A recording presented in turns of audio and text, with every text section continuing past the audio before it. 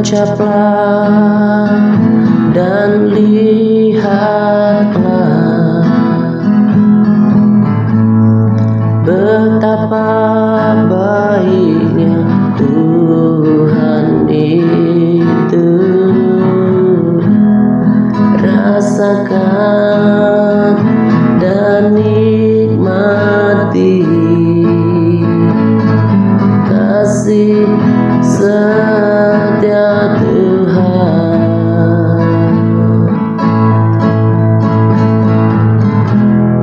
Kecaplah dan lihatlah betapa baiknya Tuhan itu. Rasakan dan nikmati kasih setia Tuhan. Kasih setia Tuhan.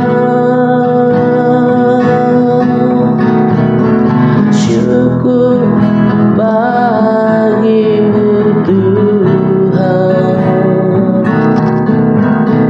Segala hormat bagimu Tuhan.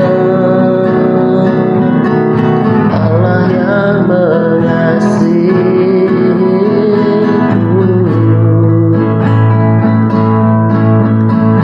Allah yang memeliharaku selamanya.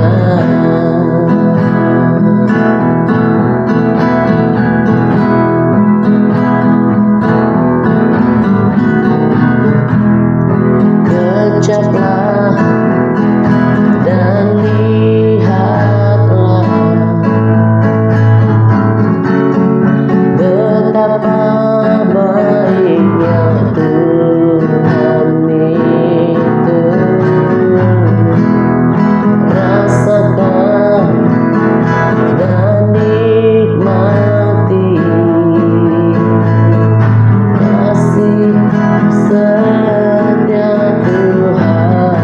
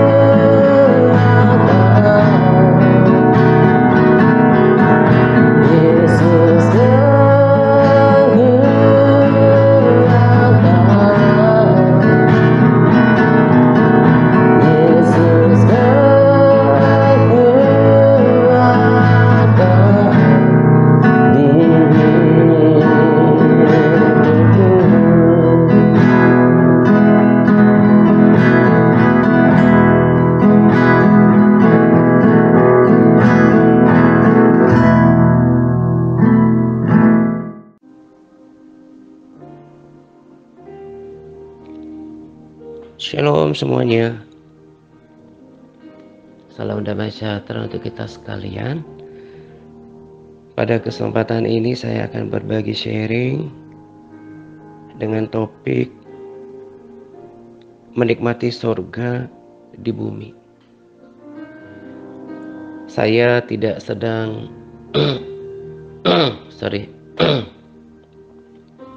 melebih-lebihkan tema sharing kali ini. Tetapi saya ingin memberikan pesan yang kuat bahwa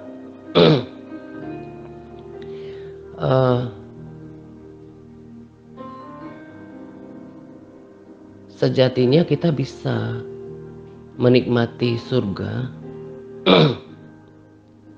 bahkan ketika kita masih di bumi.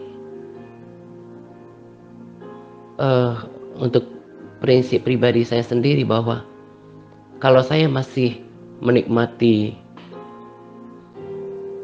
Tuhan dan hadiratnya dalam hari-hari saya, itu akan menjadi sinyal bagi diri saya bahwa nanti saya juga akan bersama dengan Dia dalam kekekalan. Sebab orang-orang yang bisa menikmati hadirat Tuhan ini adalah bukan orang-orang yang sembarangan. Ada syarat, ada harga yang harus dipenuhi, yang harus dimiliki oleh seseorang yang ingin menikmati hadirat Tuhan. Semuanya ada dalam firman Tuhan. Sebuah penuntun yang lengkap, yang sederhana, yang akurat, yang kalau dipraktekkan bisa disaksikan gitu ya.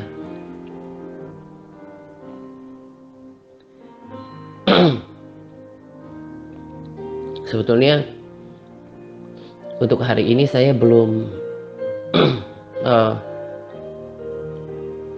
ingin membuatkan sharing gitu. Saya baca firman tidak ada sesuatu yang kuat yang ingin disampaikan gitu ya. Tapi hari-hari saya itu mendengarkan pujian penyembahan. Berkali-kali saya katakan bahwa ketika di luar daripada jam doa, saya tetap memutar pujian penyembahan diselingi dengan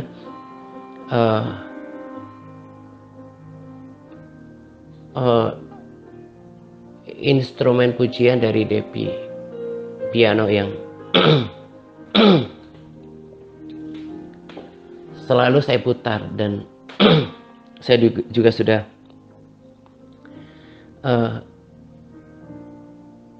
kasih tahu channelnya kepada para sahabat dan saudara supaya didengarkan setiap hari, karena banyak orang yang diberkati olehnya dan juga saya terbantu seperti diantar ya, dipandu untuk tetap terhubung dengan hadirat Tuhan gitu.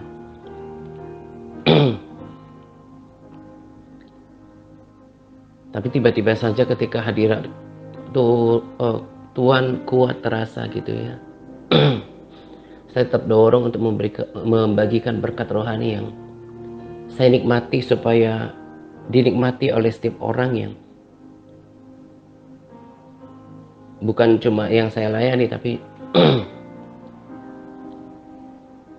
yang mendengarkan sharing saya lewat YouTube gitu.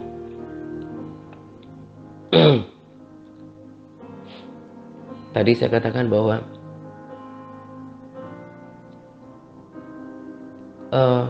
ada syarat, ada harga yang harus dimiliki oleh seseorang untuk bisa terus menikmati limpahnya damai sejahtera, sukacita di dalam hadirat Tuhan.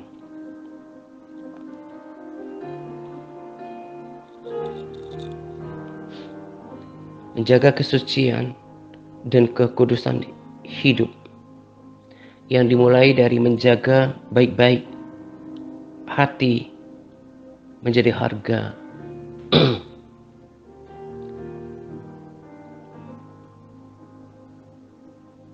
Utama untuk menikmati Tuhan yang kudus. Sebab Allah itu kudus. Orang yang hatinya belum terjaga, menyimpan kepahitan, menyimpan kegeraman, menyimpan kemarahan, iri hati, perzinahan, percabulan, kejahatan, apapun yang kita sudah hafal dari firman Tuhan. Karena dari dalam hati timbul segala pikiran yang jahat. Kalau hati seseorang belum dipulihkan, masih ada pemberontakan, masih ada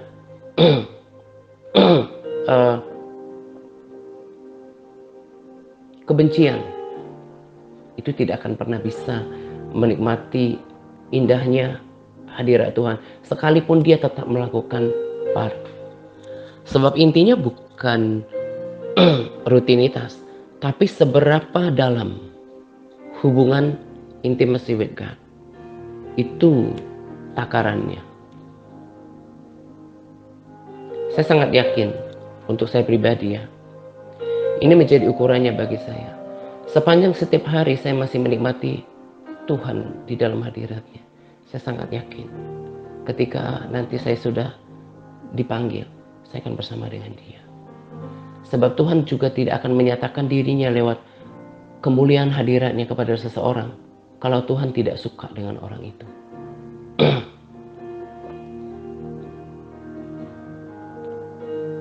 Saya suka berada di hadirat Tuhan. Saya menyukai hadirat Tuhan lebih daripada apapun. Dengan penuh kesadaran, dengan penuh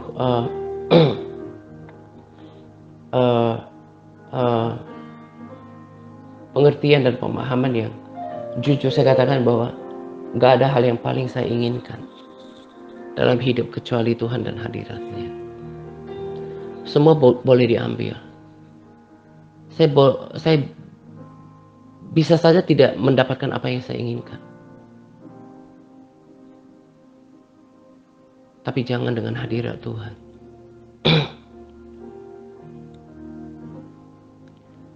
Makanya saya sangat bertekad untuk menjaga kesucian hati. Orang mau sakiti saya, mau kecewakan saya, mau fitnah saya, mau menyerang saya dengan cara apapun, dengan seperti apapun, saya akan mengampuni, bahkan sebelum orang itu minta maaf. Dosa itu nikmat bagi daging. Tapi kenikmatan dosa tak akan menggeser kenikmatan yang optimal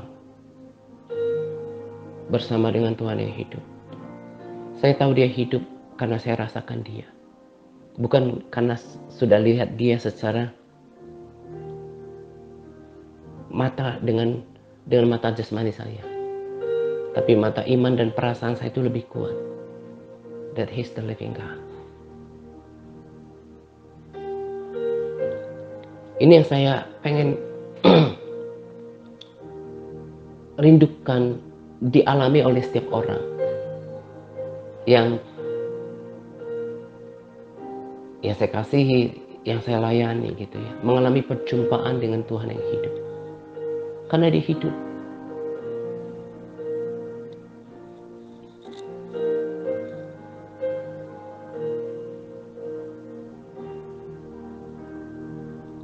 Bless the Lord, oh my soul, oh my soul, worship His holy name.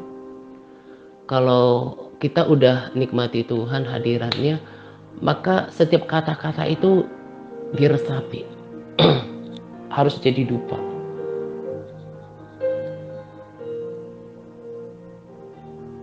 Kalau engkau dan aku udah menikmati hadirat Tuhan every single day, aku sangat percaya ketika matinya akan tinggal dalam hadirat Tuhan selama-lamanya.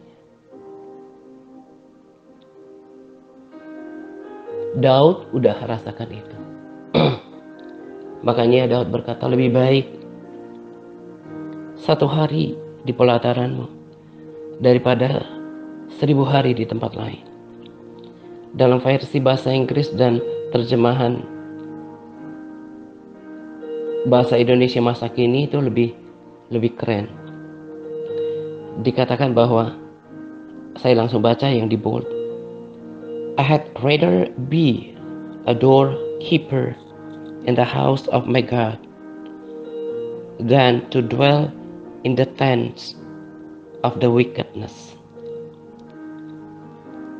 Diterjemahkan dalam bahasa Indonesia masa kini, aku memilih menjadi penjaga pintu rumah Allahku daripada tinggal di rumah orang jahat. Ketika saya baca ini, saya langsung dapat gambaran bahwa kalau ada pesta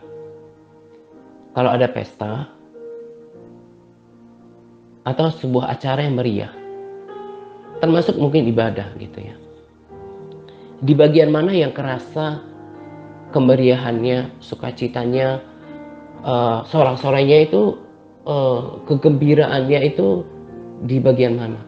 Tentu di bagian dalam. Ketika kita terlibat, mungkin kalau pesta dekat dengan pengantinnya gitu ya, atau pas acara ketika di meja-meja perjamuan, itu lebih kuat atmosfer kegembiraan, sukacita dan kebahagiaan dari sebuah tempat itu kan, daripada cuma penjaga pintu. Tapi Daud berkata, walaupun cuma di bagian pintunya, just a doorkeeper, cuma penjaga pintu daripada rumah Tuhan, it's better. Itu lebih baik daripada masuk ke bagian area utama daripada rumah orang fasik, orang jahat. Sebab di sana cuma kejahatan yang ada.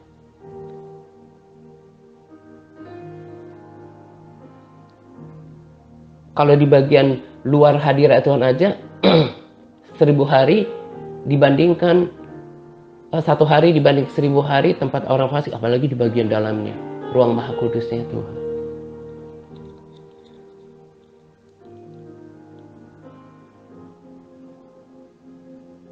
Orang yang sukses dalam mengikut Tuhan, salah satu tolok ukurnya menurut saya adalah dia bisa menikmati hadirat Tuhan. Untuk bisa masuk ke sana, dia harus bisa menjaga kesucian hatinya.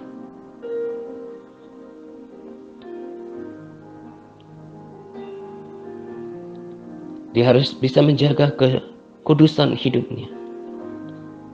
Mazmur 29 ayat 2 berkata, berilah kepada Tuhan kemuliaan namanya, sujudlah kepada Tuhan dengan berhiaskan kekudusan. Jadi harga untuk masuk ke dalam hadirat Tuhan yang kudus adalah kekudusan. Sebab dia wujudnya kudus. Jadi sesuatu yang tidak kudus itu tidak akan bisa berdekatan, apalagi bersentuhan dengan dirinya.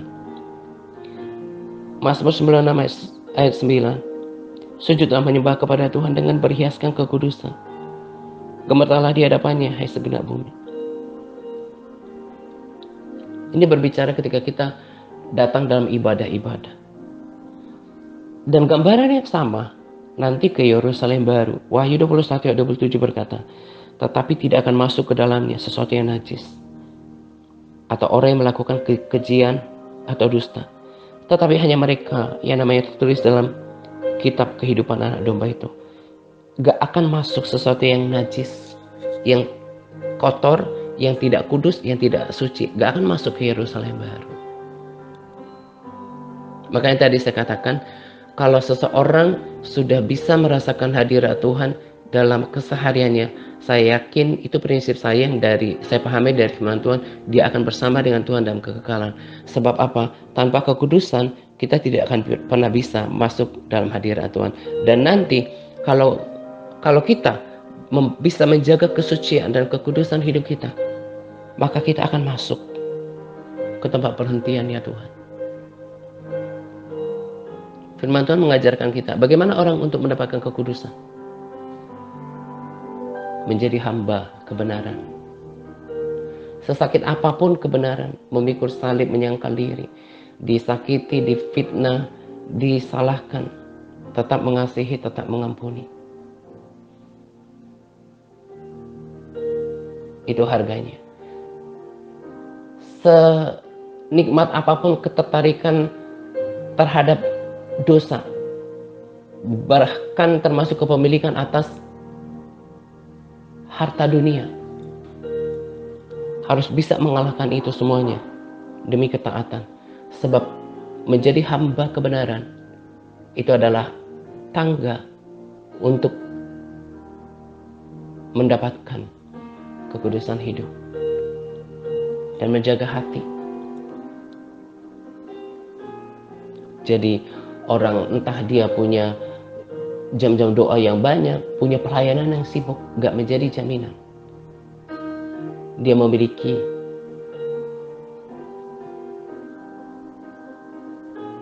kedekatan dengan Tuhan, kesucian hidup, kekudusan hati. Makanya tidak heran kan ada banyak kesaksian cuma jemaat biasa akhirnya kemudian mendapatkan rumah yang lebih besar di surga. Karena dia menjalankan, berkomitmen untuk tulus, suci, kudus dalam segala area hidupnya. Sementara ada majelis gereja yang kelihatannya sudah pelayanan, tapi dia nggak menjaga hidupnya dari hal yang jahat. Dia nggak menjaga kesucian hatinya, kekudusan hidupnya. Bahkan bukan cuma nanti dia tidak mendapatkan yang lebih baik, bahkan dia bisa tempatnya di neraka.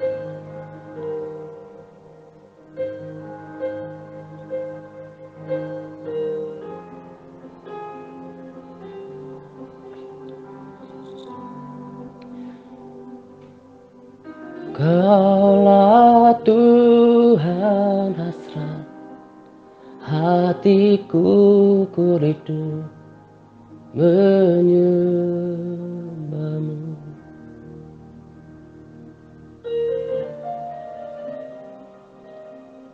Dengarkan penyembahan seperti ini, menikmati Tuhan itu sesuatu yang gak akan pernah bisa ditukar dengan apapun dalam hidup saya.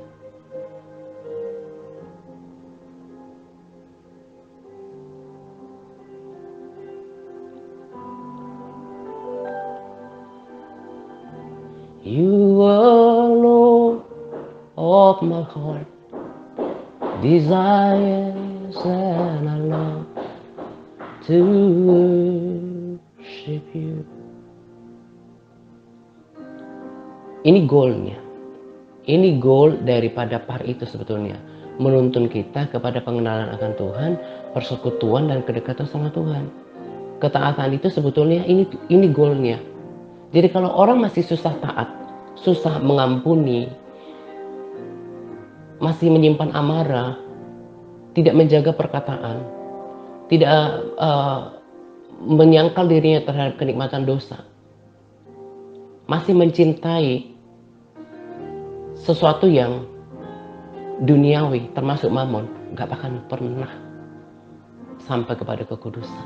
Dan dia menjadi orang Kristen yang hanya berada di pinggiran.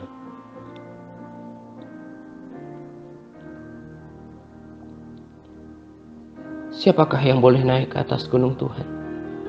Siapakah yang boleh berdiri di tempat yang kudus?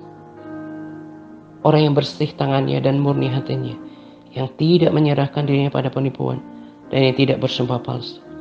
Dia akan menerima berkat dari Tuhan dan keadilan dari Allah yang menyelamatkan dia.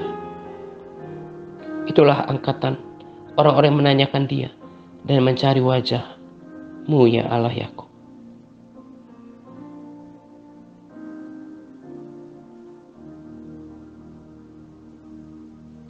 Makanya didisiplinkan untuk memuji menyembah Tuhan itu tujuannya apa? Seeking God's face, mencari wajah Tuhan.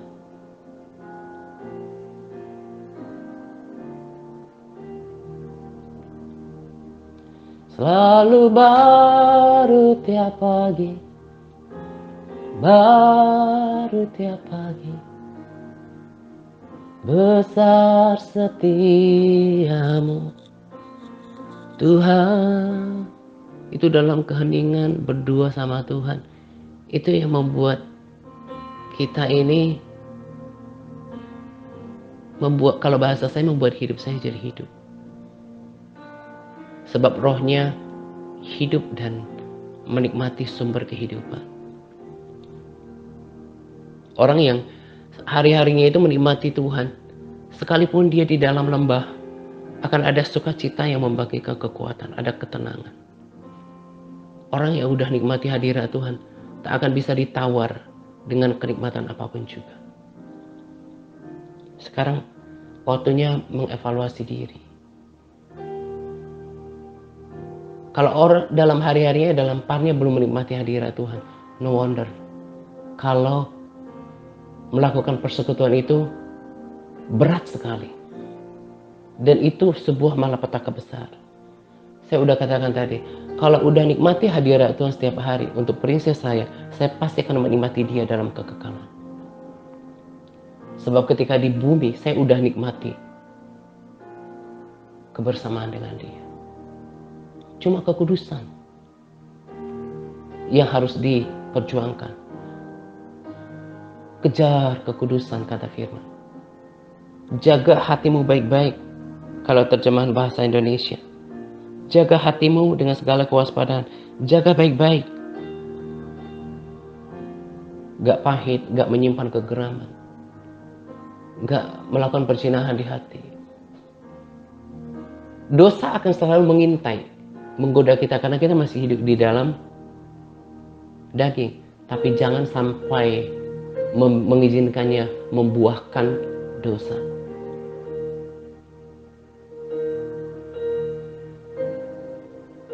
Yang rindu hadirat Tuhan harus betul-betul menjaga kesucian, kekudusan kesucian dan kekudusan hidupnya. Dan awalnya tangganya adalah ketaatan. Kalau taat masih berat, tak akan bisa sampai pada jenjang kekudusan, dan tak akan pernah bisa masuk gerbangnya Tuhan. Ini yang saya katakan, ini saya baru ngaku Kristen, karena saya udah ketemu dengan Tuhan melalui hadiratnya. Saya lagi nonton videonya Sadu. Dia jelaskan tentang masa kesukaran, masa yang berat, di mana orang yang tidak menerima tanda binatang itu akan dibunuh.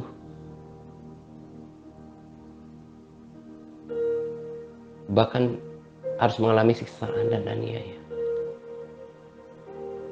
Tapi dalam prinsip saya, orang yang sudah mengalami kenikmatan dengan Tuhan akan lebih mampu menolak tanda dari binatang itu. Karena dia tahu kenikmatan dengan Tuhan itulah segalanya, dan itu hanya sekejap. Dan bahkan dikatakan martir itu hanya persoalan mental saja. Tapi soal sakitnya, itu mereka tidak merasakan sakitnya. Sebab Tuhan memberikan mereka kekuatan dan menopang mereka. Itu didapatkan oleh bukan cuma satu hamba Tuhan. Persiapan mentalnya yang perlu.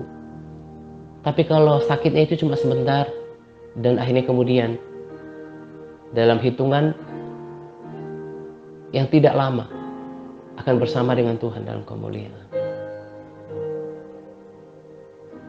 Itu yang saya pengen rindukan.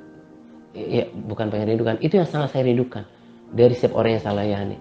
Kalau orang udah rasakan hadirat Tuhan, segala kenikmatan, bahkan udah kebayang dengan segala kemegahan, kemuliaan, upah yang Tuhan sediakan, dia akan bersungguh-sungguh untuk melakukan semuanya.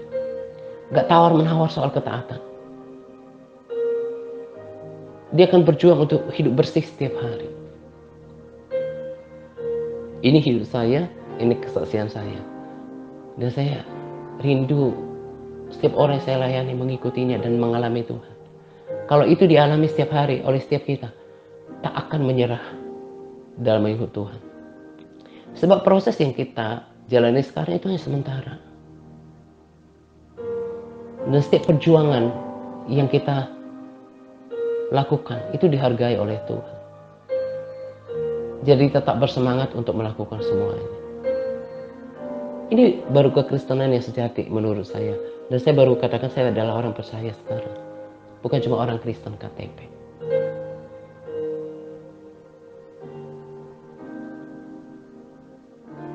Cari wajah Tuhan, berjuang untuk dapatkan hadiratnya.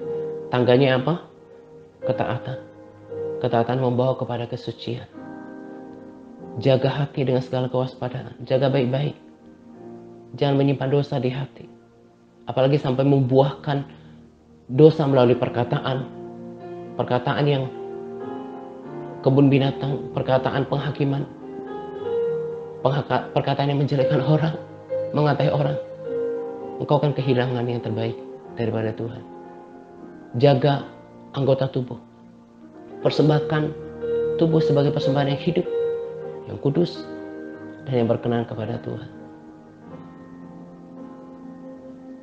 Jangan ada seorang pun seperti Esau yang menukarkan kenikmatan sementara dengan hak kesulungan. Menukarkan kenikmatan terhadap dosa, hawa nafsu, kepemilikan, lalu kemudian hanya sementara, lalu dia kehilangan dan menyesal sampai kayak gimana pun gak akan bisa memulihkan keadaannya. Itulah perjuangan kita sekarang.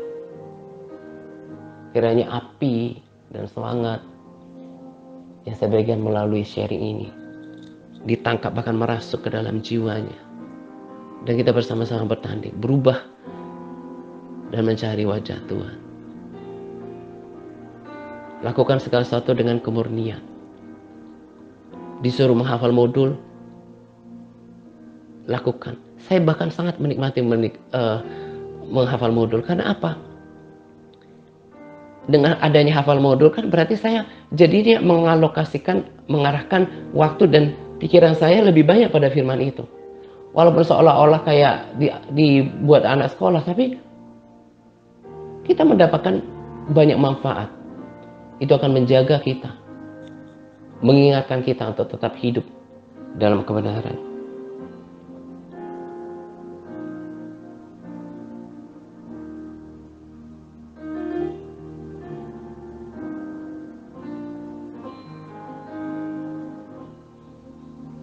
Apa yang saya bagikan ini direnungkan, dicek pada diri sendiri.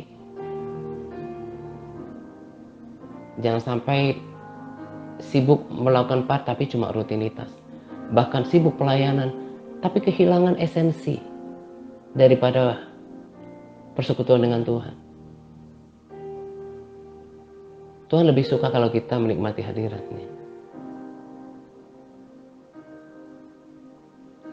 Itu yang saya juga prioritaskan, seperti membaca firman lebih awal, kemudian saya menomorduakan aktivitas saya sehari-hari, daripada kalau tiba-tiba Tuhan gerakkan untuk menyembah Tuhan atau membuatkan rekaman seperti ini, saya pilih untuk lakukan itu.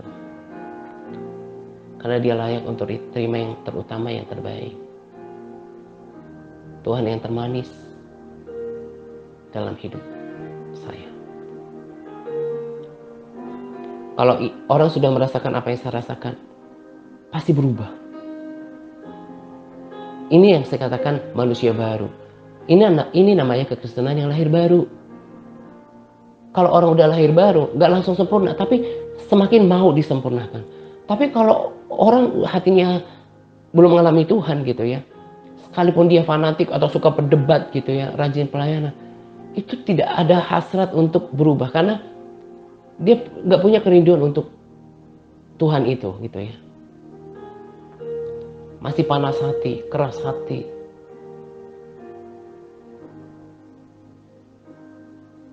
belum bertanggung hati, kok kayaknya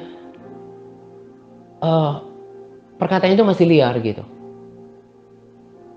Pikirannya masih nggak terkontrol.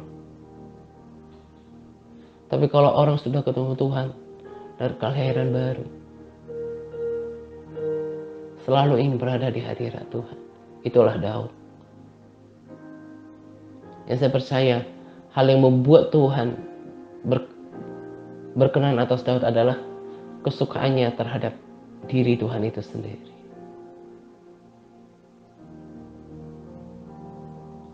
Makanya saya katakan kalau ada berkat lebih, beli loudspeaker yang sesuai dengan kantong kita, putar piano ini. Dia akan terus mengaktifkan roh kita. Selalu berada di hadirat Tuhan. Karena mestinya habitat kita seperti ini. Roh kita hidup dan bersekutu dengan rohnya Tuhan. Ini saja yang saya mau bagikan pada sharing kali ini. Besar harapan saya ke depan kita diubahkan. Punya kerinduan untuk mencari Tuhan. Ingin memandang wajah Tuhan. Selamat menjelang 2 pagi untuk kita sekalian. Semangat berpuasa kepada all MTRC yang terus bersemangat dalam berpuasa. Semangat par. Tuhan Yesus memberkati kita senantiasa. Amin.